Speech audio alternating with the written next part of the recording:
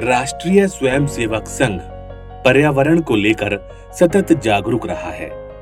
पर्यावरण का चिंतन संघ की प्राथमिकता में है।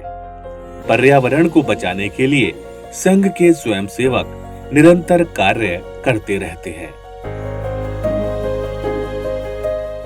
तो आइए इस वीडियो में हम राष्ट्रीय स्वयंसेवक संघ के सरसंघ चालक डॉक्टर मोहन भागवत जी के पर्यावरण के संबंध में क्या विचार हैं उनको जानते हैं।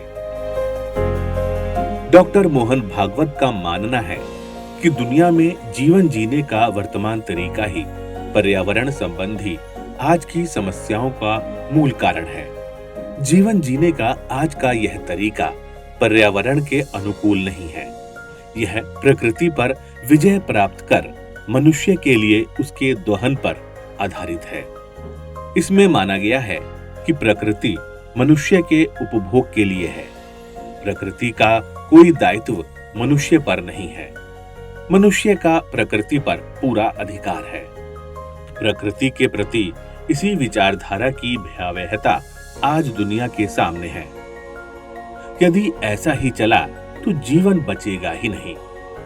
यह भी हो सकता है कि यह सृष्टि भी ना रहे। यही कारण है कि मनुष्य ने पर्यावरण का चिंतन, प्रकृति के संरक्षण का विचार करना प्रारंभ किया है। प्रकृति के प्रति वर्तमान दृष्टिकोण मात्र 200-300 वर्ष में विकसित हुआ है, किंतु भारत में प्रकृति का चिंतन बिल्कुल अलग था। हमारे पूर्वजों ने अस्तित्व को उसकी पूर्णता में समझा था और स्वयं को उसके एक अंग के रूप में स्वीकार किया था। सृष्टि का पोषण हमारा कर्तव्य है। अपनी प्राण धारणा के लिए हम सृष्टि से ग्रहण करते हैं। इसका शोषण नहीं करते, दोहन करते हैं। जीवन जीने का यह तरीका हमारे पूर्वजों ने समझा और पूरे जीवन में उसको धारण किया। हमारी भारतीय संस्कृति में प्रचलित है कि पेड़ों में भी जीव है, अतः शाम को पेड़ों को मत छेड़ो। हमारे यहाँ प्रतिदिन चींटियों को आटा डालने, गायों और कुत्तों को रोटी देने की परंपरा है।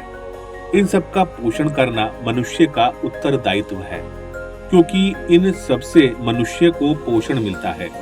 संपूर्ण विश्व जिस एक चराचर चैतन्य से व्याप्त है, उस चैतन्य को सृष्टि की हर वस्तु में देखना और उसको आत्मीयता से देखना तथा परस्पर सहयोग से सबका जीवन चले, यह हमारा जीवन जीने का तरीका था।